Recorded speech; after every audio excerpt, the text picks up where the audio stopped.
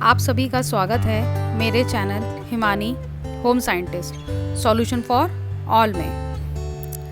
आज हम कक्षा 11वीं पाठ 1 परिचय यानी कि इंट्रोडक्शन मानव पारिस्थितिकी और परिवार विज्ञान यानी कि human ecology and family science के बारे में पढ़ेंगे। तो चलिए देखते हैं। इस पाठ के अंदर हम निम्न चीज़ों को समझेंगे जो इस प्रकार हैं। गृह विज्ञान का अर्थ, परिभाषा तथा उसका महत्व, गृह विज्ञान के क्षेत्र क्या क्या हैं, गृह विज्ञान लड़के व लड़कियों दोनों के लिए क्यों महत्वपूर्ण है। साथ में आखिर में हम इसमें पाठ में देखेंगे गृह विज्ञान से संबंधित कैरियर विकल्प कि कौन से कैरियर हम चूज कर सकते हैं अपनी लाइफ के अंदर। तो चलिए अब अपना पाठ शुरू करते हैं। तो सबसे पहले हम इसकी भूमिका को समझ लेते हैं, यानी कि एक छोटा सा इंट्रोडक्शन ले लेते हैं इस चैप्टर का। जैसे कि चैप्टर का नाम हमारा है मानव पारिस्थितिकी और परिवार विज्ञान। तो सबसे पहले तो हम इसी का मतलब जान लेते हैं कि ये होता क्या है। मानव पारिस्थितिकी से यहाँ पे अभिप्राय है एक व्यक्ति का स्वयं और उसके वातावरण के साथ संबंध से, और जो दूसरा इसके अंदर आता है पारिवारिक विज्ञान। इसका संबंध व्यक्ति के परिवार व उसके सामाजिक संबंधों का विज्ञान है।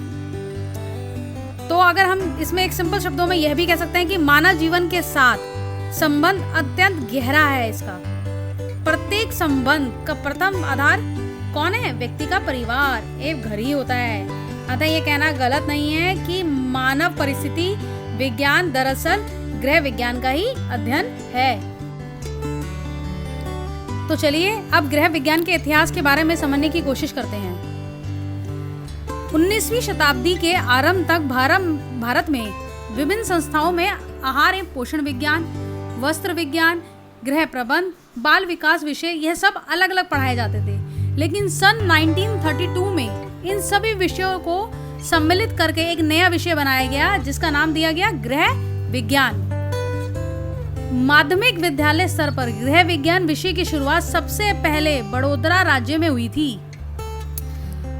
वर्ष 1932 में सरोजिनी नायडू, कमला देवी चट्टोपाध्याय तथा राजकुमारी अमृता कौर जैसी कुछ प्रसिद्ध महिलाओं द्वारा गृह विज्ञान विषय की उच्च शिक्षा यानी कि ग्रेजुएट लेवल की जो शिक्षा है वो दिल्ली में लेडी इरविन कॉलेज की स्थापना कर शुरू करवाई गई थी। उस कॉलेज का नाम उस समय भारत की वाइसरॉय की पत्नी डोरोई इरविन के नाम पर रखा गया था। और आज यह विषय हमारे सभी स्कूलों में, चाहे वो माध्यमिक हो चाहे उच्च स्तर के हो, उन सब में ऐच्छिक इलेक्टिव विषय के रूप में पढ़ाए जाते हैं। अब हम इतना गृह विज्ञान कर ही रहे हैं तो एक बार जरा इसका अर्थ भी समझ लेते हैं। गृह विज्ञान का अगर हम शाब्दिक अर्थ देखें तो वो घर से संबंधित विज्ञान है।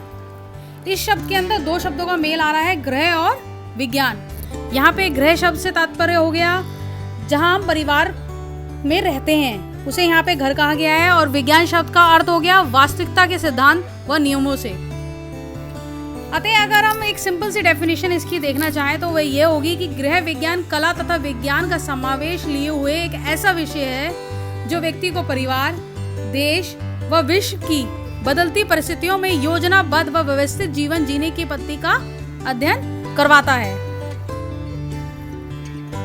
अब जैसे कि हमने देखा कि उपरोक्त जो परिभाषा है उसके अंदर दो शब्दों का यूज हुआ सबसे ज्यादा। वो कौन से थे दो शब्द? कला और विज्ञान। अब यह जो है हमारा गृह विज्ञान, ये कला और विज्ञान का समावेश कैसे है, इसको एक उदाहरण से हम समझ लेते हैं। गृह विज्ञान जो विषय है इसकी उपशाखा है आहार एवं पोषण, फूड एंड न्यूट्रिशन। इसके अंतर्गत हम आहार के विभिन्न पोषण तत्वों की संरचना के बारे में जानते हैं। उनकी दैनिक आवश्यकता क्या है हमारे जीवन में, यह भी हम इसी के अंदर पढ़ते हैं।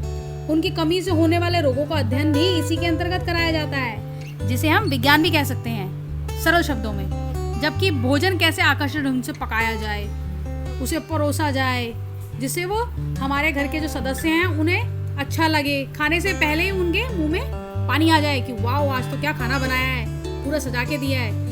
तो इन सब का अध्ययन कला के अंतर्गत आता है। देखा आपने, एक ही उदाहरण में हमने क्या सीखा कि जो हमारा आहार एवं पोषण है वो एक विज्ञान भी है और कला भी है। अब विज्ञान कैसे हुआ?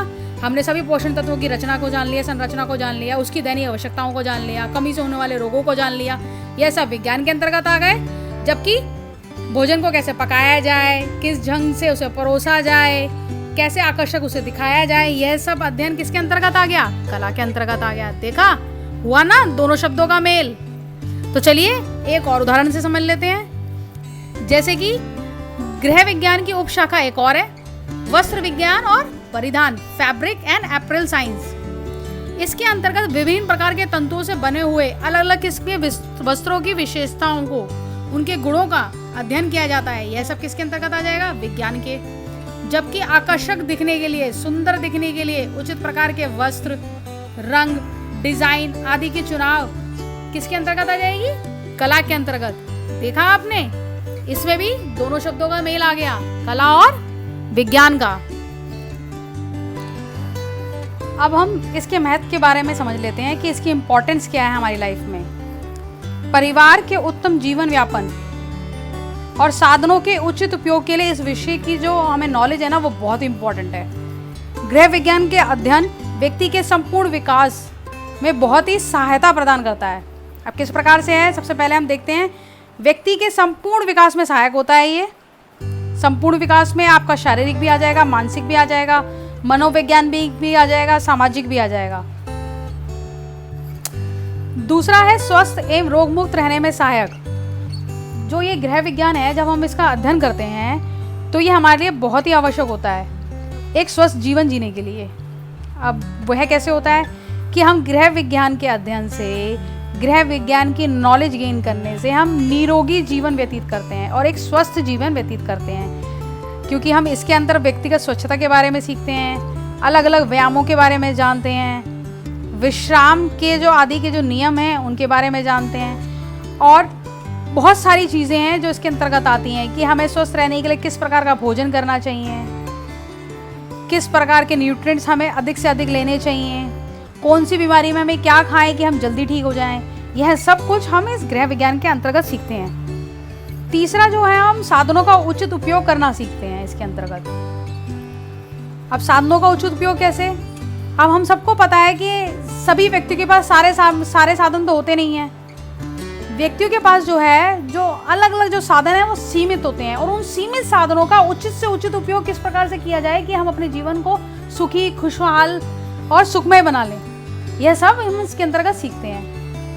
चौथा है पोषण संबंधी ज्ञान। पोषण संबंधी ज्ञान भी हमें इसी सब्जेक्ट के अंदर मिलता है, इसी के अध्ययन से मिलता है कि हम कुपोषण से कैसे बच सकते हैं, रोगों से कैसे मुक्त रह सकते हैं, किस प्रकार हम कम खर्चा करके उच्चतम पोषण प्राप्त कर सकते हैं। यह सब हम इसके अंतर्गत सीख रहे हैं। पांचवा हमारा इसमें आ रहा है अच्छे अभिभावक बनने में सहायक। गृह विज्ञान के अध्ययन द्वारा ही छात्र छात्राएं अच्छे भावी, आने वाले भविष्य में माता पिता बनने से संबंधित व्यवहारिक एवं वैज्ञानिक ज्ञान प्राप्त करते हैं इसके अध्ययन के द्वारा। छठा है धन व्यवस्था का ज्ञान भी इसी के अंतर्गत हमें मिलता है कि हम अपने जीवन को सुखी और समृद्ध कैसे बनाएं। गृह विज्ञान विषय के अंतर्गत धन व्यवस्था के ज्ञान द्वारा परिवार आर्थिक नियोजन यानी कि बजट बनाकर आय और व्यय में संतुलन बनाता है और आर्थिक संकटों से बच पाता है। सातवां है इसमें उपभोक्ता अधिकारों का ज्ञान भी हमें इसी के अंतर्गत प्राप्त होता है कि हमें अपने हितों की रक्षा किस प्रकार से करनी चाहिए और किस प्रकार हमें जागरूक रहना चाहिए कोई भी सामान खरीदते हुए या मार्केट जाते हुए। यह सब हम इसके अंतर्गत पढ़ते हैं। आठवां है वस्त्रों की सिलाई तथा उनका उचित रखरखाव संबंधी ज्ञान भी हम इसी के अंतर्गत प्राप्त करते हैं। और नौवां है प्राथमिक चिकित्सा का ज्ञान यानी कि आकस्मिक दुर्घटना के समय घायल और रोगी व्यक्ति की किस प्रकार से सहायता करनी है और किस प्रकार से हम उसकी हेल्प कर पाए कि वो जल्दी से जल्दी हॉस्पिटल तक पहुंच पाए और उससे पहले कि उसे चिकित्सा मिल जाए एक डॉक्टर के आने से पहले। वह सब भी हम इसी के अंतर्गत ज्ञान प्राप्त करते हैं। देखा गृह विज्ञान का महत्व कितना इम्पोर्टेंट है हमारे लिए, इसकी कितनी इम्पोर्टेंस है हमारे जीवन में। अब हम देखते हैं गृह विज्ञान के क्षेत्र कौन कौन से हैं। गृह विज्ञान को मूलतः 5 विषयों में विभाजित किया गया है। पहला आहार एवं पोषण यानी कि फूड एंड न्यूट्रिशन, दूसरा मानव विकास ह्यूमन डेवलपमेंट, तीसरा संसाधन व्यवस्था यानी कि रिसोर्स मैनेजमेंट, चौथा वस्त्र एवं परिधान यानी कि क्लोथिंग एंड अपैरल मैनेजमेंट। पांचवा संचार तथा विस्तार यानी कि कम्युनिकेशन एंड एक्सटेंशन। तो चलिए इन्हें एक बार थोड़ा सा रफली डिटेल में देख लेते हैं। जो पहला जो था आहार एवं पोषण, इसके अध्ययन में हम आहार, पोषण, पोषण की कमी, अधिकता से होने वाले रोग, पोषक तत्वों के कार्य तथा स्रोत, आहार आयोजन करना, आहार संरक्षण करना, पाक कला, उपचारात्मक आहार आदि की जानकारी हमें इसमें प्राप्त होती है। दूसरा जो था वो था मानव विकास। इस विषय में हम सामान्य तथा विशिष्ट बालकों के शारीरिक, मानसिक, भावात्मक तथा सामाजिक विकास को समझते हैं। तीसरा जो था वो था संसाधन व्यवस्था यानी कि रिसोर्स मैनेजमेंट। इस विषय में हम घर में प्रयुक्त होने वाले साधनों का सही उपयोग तथा व्यवस्था, घर की देखरेख करना, उसकी साज सज्जा करना, निर्णय और व्यवस्था की प्रक्रिया, बजट बनाना, समय और ऊर्जा की व्यवस्था करना, उपभोक्ता शिक्षण आदि के बारे में विस्तृत जानकारी प्राप्त करते हैं। चौथा जो विषय है हमारा इसके अध्ययन करते हैं हम, वो है वस्त्र एवं परिधान। आधुनिक युग में वस्त्र व्यक्ति के व्यक्तित्व का अभिन्न अंग है, यानी कि अपनी पर्सनैलिटी को दर्शाने के लिए हम वस्त्रों का प्रयोग करते हैं और ये बहुत इंपॉर्टेंट है। वस्त्रों से व्यक्ति की योग्यता और आंतरिक गुणों का परिचय प्राप्त होता है। इस विषय से हम विभिन्न तंतुओं, वस्त्रों के निर्माण प्रक्रिया, परिसज्जा, उसकी खरीदारी, उसका रख रखाव तथा संग्रह के संदर्भ में बहुत सारी जानकारी प्राप्त करते हैं। और आखिरी जो हम इसके अंदर पढ़ेंगे वो है संचार एवं विस्तार, यानी कि इस विषय में गृह विज्ञान की सभी शाखाओं द्वारा प्राप्त ज्ञान को किस प्रकार हम सभी तक पहुंचाया जाए और इसका प्रयोग समाज कल्याण के कार्यों में किस प्रकार किया जाए, इस सब की शिक्षा भी इसी के अंतर्गत दी जाती है। अब गृह विज्ञान लड़कों और लड़कियों दोनों के लिए महत्वपूर्ण क्यों है, यह भी हम इसके अंतर्गत जानेंगे। अच्छा, आप लोगों को पता होगा कि बहुत से लोगों का मानना है कि गृह विज्ञान जो है विषय केवल लड़कियों के लिए ही है। उनका मानना है कि गृह विज्ञान विषय के विद्यार्थी को केवल क्या आता है, अच्छा खाना बनाना, वस्त्रों की देखभाल करना, सिलाई कढ़ाई या अन्य गृह कार्य ही सिखाया जाता है, जो कि लड़कियां वैसे भी अपने घरों में सीखी जाती हैं। नहीं, अपनी मम्मी से सीख जाते हैं ना आप लोग। लोगों का ऐसा मानना इस बात को दर्शाता है कि इस विषय के महत्व एवं प्रगति को लेकर काफी गलतफहमियां फैली हुई हैं हमारे समाज में, जिसके कारण आज भी लोग इस विषय के वास्तविक महत्व और सामर्थ्य से अनजान हैं। जबकि इसकी सच्चाई क्या है, आप लोग मेरे ख्याल से थोड़ा बहुत समझ गए होंगे अब।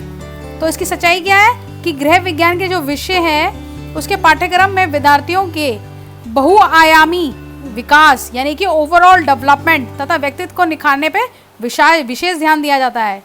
और इस विषय के अध्ययन द्वारा ग्रहण किए गए ज्ञान का जीवन भर उपयोग किया जा सकता है अपने किसी भी लाइफ टाइम एक्सपीरियंस के अंदर। इस विषय द्वारा उपार्जित वैज्ञानिक ज्ञान व्यक्ति को शारीरिक, मानसिक, भावात्मक तथा सामाजिक रूप से बेहतर बनाने में हेल्प करता है।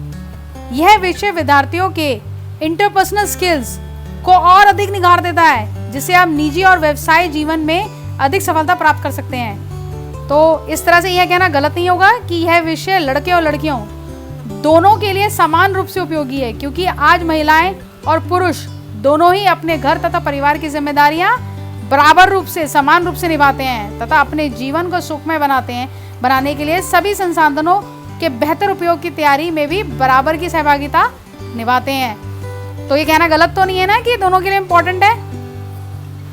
अब जब हम इसके बारे में जान चुके हैं कि इसके अंतर्गत हम किस किस का अध्ययन करेंगे, कुछ इसके कैरियर विकल्प बताए गए हैं कि इसका अध्ययन करने से हम किस किस फील्ड में वेतन रोजगार प्राप्त कर सकते हैं या स्वयं रोजगार के अवसर प्राप्त कर सकते हैं। तो सबसे पहले हम इसमें देख लेते हैं फूड एंड न्यूट्रिशन यानी कि आहार एवं पोषण। इसमें हम कुछ ही बताऊंगी मैं आपको, बाकी सारे आपकी किताब में या आपके सामने स्क्रीन पे भी आ रहे हैं। हम इसके अगर हम ज्ञान अर्जित कर लें आहार एवं पोषण विज्ञान का, तो हम किसी भी होटल या रेस्टोरेंट में सहायक शेफ के रूप में कार्य कर सकते हैं। और क्या कर सकते हैं, कहीं पे भी मैनेजर बन सकते हैं। ये मैनेजर को यहाँ पे आपके सामने स्क्रीन पे स्टू यार्ड के तरह तहत दर्शाया गया है।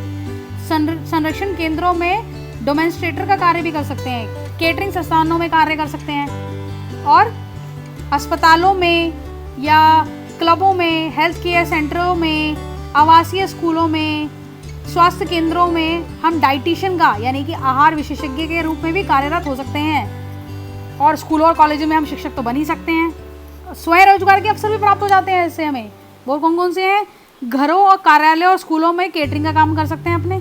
किटी, जन्मदिन पार्टियों की भोजन की आपूर्ति का कार्य कर सकते हैं। जैम, अचार वगैरह वगैरह बनाकर बेच भी सकते हैं। कुकरी क्लासेस चला सकते हैं। Canteen, bakery, restaurant, coffee shop खोल सकते हैं। और मेलों में फूड स्टॉल लगा सकते हैं। बहुत से कार्य हैं जो हम कर सकते हैं इसके अंतर्गत। दूसरी जो हमारी शाखा है वो है मानव विकास, यानी कि ह्यूमन डेवलपमेंट। इसके अध्ययन से हम क्रैच में सुपरवाइजर का कार्य भी कर सकते हैं। स्कूलों में काउंसलर का कार्य कर सकते हैं। CBDS होती है, ICDS होती है, बोर्ड में कार्यरत हो सकते हैं। इन सब में सुपरवाइजर का कार्य कर सकते हैं। आंगनवाड़ियों में कार्यरत हो सकते हैं हम लोग। और सरकार द्वारा बहुत से ना रिसर्च प्रोग्राम चलाए जाते हैं, उसमें भी कार्यरत हो सकते हैं। अच्छा, इसमें भी हमें स्वयं के अवसर मिल जाते हैं। बच्चों को संभालने का काम होता है। आजकल क्रैच वगैरह खोल सकते हैं हम अपने। मोनेस्ट्री स्कूल खोल सकते हैं। प्ले स्कूल खोल सकते हैं। डे केयर सेंटर खोल सकते हैं। घर पे ट्यूशन भी चला सकते हैं। यह सब इसके अंतर्गत आते हैं। तीसरा है संसाधन व्यवस्था, यानी कि रिसोर्स मैनेजमेंट। इसके अंतर्गत हम किसी भी आर्किटेक्ट जो फर्म होती है ना, उसके अंदर काम कर सकते हैं। क्राफ्ट केंद्रों में कार्य कर सकते हैं। संग्रहालयों में कार्य कर सकते हैं। मैगजीन, समाचार पत्रों में आंतरिक सज्जा के लेख लिखने में भी कार्य कर सकते हैं। किसी भी होटल में हाउसकीपर का कार्य कर सकते हैं। बहुत सारे कार्य हो गए ना इसके अंतर्गत। अब ऐसे स्वयं रोजगार के अवसर भी इसमें भी प्राप्त हो रहे हैं हमें। उपभोक्ता शिक्षण कार्यकर्ता के रूप में कार्य कर सकते हैं हम लोग। फर्नीचर डिजाइनर के रूप में कार्य कर सकते हैं। लघु बचत एजेंट के रूप में भी कार्यरत हो सकते हैं। वेबसाइट के लिए कार्ड डिजाइन करना इत्यादि कार्य करने भी इसके अंतर्गत आता है। हम खुद का काम कर सकते हैं ये। और दुकानों की रूपरेखा को डिज़ाइन करना, उनके लिए इंटीरियर्स बनाना, यह सब काम भी हम कर सकते हैं। और साथ में एक काम बहुत ही इंपॉर्टेंट है इसके अंदर, वो है हॉबी क्लासेस चला सकते हैं हम इसके अंतर्गत। हॉबी क्लासेस में क्या क्या सिखा सकते हैं? रंगोली और फूलों को सजाना, गुलदस्ते बनाना, मिट्टी के मिनिएचर क्रिएचर्स बनाना, बहुत सारे काम आते हैं इसके अंतर्गत भी जो हम कर सकते हैं। चौथा हमारा आता है वस्त्र एवं परिधान। इसके अध्ययन से हम लोग किसी भी बुटीक में डिज़ाइनर का, दर्जी के रूप में कार्य कर सकते हैं। गारमेंट हाउस में या टेक्सटाइल डिज़ाइनर का कार्य कर सकते हैं। और फैब्रिक टेक्नीशियन का भी कार्य कर सकते हैं। ऊन और सिल्क उद्योग में भी काम कर सकते हैं। और कढ़ाई वालों के लिए मोटिव डिज़ाइन करना या लघु उद्योगों हेतु गाँवों के जुलाहों के लिए डिज़ाइन बनाना इत्यादि कार्यरत हम इसमें कर सकते हैं। और इसमें खुद के रोज़गार के लिए भी बहुत से अवसर मिल जाते हैं, जैसे कि गारमेंट को डिज़ाइन करना, खुद का बुटीक बना लिया, टेलरिंग की यूनिट खोल ली, ड्राई क्लीनिंग और गारमेंट रिपेयर की दुकान खोल ली, लॉन्ड्री सर्विस खोल ली, या स्क्रीन प्रिंटिंग, ब्लॉक प्रिंटिंग की यूनिट खोल लेना, या बुटीक को कपड़े की आपूर्ति करवा देना। बहुत से कार्य हैं जो इसके अंतर्गत आप लोग कर सकते हैं। आखिरी जो आप इसमें जिसका अध्ययन करते हैं वो है संचार एवं विस्तार। इसके अध्ययन से आप अनुसंधानकर्ता बन सकते हैं, सामाजिक कार्यकर्ता बन सकते हैं, प्रशिक्षक और फैसिलिटेटर भी बन सकते हैं। और बहुत से कार्य जो कर सकते हैं जो आपके सामने स्क्रीन पे भी आ रहे हैं। महिला और बाल विकास मंत्रालय आदि में कार्यरत हो सकते हैं। संसाधन मंत्रालयों में काम कर सकते हैं। और स्वयं के रोजगार भी इसमें प्राप्त हो जाते हैं, यानी कि हम सलाहकार बन सकते हैं, परामर्शदाता जिसे कहते हैं। मार्केटिंग रिसर्च एजेंसी खोल सकते हैं। संचार और विकास में काम कर सकते हैं। कंसल्टेंट खोल सकते हैं अपनी खुद की। और विस्तार के लिए छोटी फिल्में भी बना सकते हैं नॉलेज के लिए। देखा आपने कितने सारे कार्य हम कर सकते हैं इसकी नॉलेज से। अगर हम गृह विज्ञान की नॉलेज लेते हैं, गृह विज्ञान की डीप स्टडी करते हैं, ग्रेजुएट लेवल पे भी गृह विज्ञान पढ़ते हैं, तो हमारे पास बहुत सारे ऑप्शंस खुल जाते हैं स्वयं रोजगार के लिए भी और वेतन रोजगार के लिए भी। दोनों तरह से हम किसी भी फील्ड में कार्यरत हो सकते हैं, किसी भी फील्ड में कार्य कर सकते हैं। अब मुझे ये लगता है ये कहना भी गलत नहीं होगा कि गृह विज्ञान की उचित जानकारी हर व्यक्ति को होनी चाहिए, जिससे हर व्यक्ति परिवार, समुदाय व राष्ट्र समृद्ध बना सके, सुखी बना सके, खुशहाल बना सके। लास्ट में इस चैप्टर के अंतर्गत आपको कोर्सेज के बारे में बताया गया है कि अंडर ग्रेजुएट कौन से होते हैं, पोस्ट ग्रेजुएट कौन से होती हैं, बीएड होती है इसमें, और उसके बाद पोस्ट ग्रेजुएट डिप्लोमा के बारे में बताया गया है और पीएचडी के बारे में बताया गया है, जो आपके सामने स्क्रीन पे भी आ रहा है कि जो अंडर ग्रेजुएट जो प्रोग्राम्स हैं वो 3 तरह से होते हैं इसके, जिसमें आपके सिंपल बीएससी होम साइंस होती है 3 साल की, या फिर बीएससी ऑनर्स होती है 3 साल की, और तीसरी होती है बीएससी ऑनर्स फूड टेक्नोलॉजी के अंदर जो 3 साल की ही होती है। दूसरा आता है आपका पोस्ट ग्रेजुएट कोर्स के अंतर्गत, उसमें आता है आपका पहला जो स्पेशलाइजेशन आता है फूड एंड न्यूट्रिशन आता है। दूसरा आप कर सकते हैं इसमें human development and child studies. तीसरा आप कर सकते हैं कम्युनिकेशन एंड एक्सटेंशन डेवलपमेंट। चौथा कर सकते हैं resource management and design application. और पांचवा कर सकते हैं फैब्रिक एंड अपैरल साइंस। इन सब में स्पेशलाइजेशन होता है पोस्ट ग्रेजुएशन कोर्स में। ये सारे नहीं पढ़ने होते उसके अंतर्गत। किसी एक सब्जेक्ट को चुनकर, किसी एक टॉपिक को चुनकर उसके अंदर डीप स्टडी होती है। और तीसरी इसमें आप कर सकते हैं बीएड कर सकते हैं इसके अंदर, होम साइंस के अंतर्गत। अच्छा, इन सब के अलावा एक पोस्ट ग्रेजुएट डिप्लोमा भी होता है जो कि आपका है डिप्लोमा है in dietetics and public health nutrition. सिर्फ 1 साल का कोर्स होता है ये, लेकिन मेरे ख्याल से अब जहाँ तक मुझे नॉलेज है ये 2 साल का हो गया है। और आखिरी में आप इसमें पीएचडी भी कर सकते हैं और अपने नाम के आगे डॉक्टरेट की उपाधि भी लगा सकते हैं। तो मुझे लगता है कि अब आप लोगों को ये चैप्टर अच्छे से समझ में आ गया होगा। यह चैप्टर यहीं पर समाप्त होता है। अगर आपको मेरा ये चैप्टर पसंद आया हो तो मेरे चैनल हिमानी होम साइंटिस्ट को लाइक एंड सब्सक्राइब करना मत भूलिए। Thank you.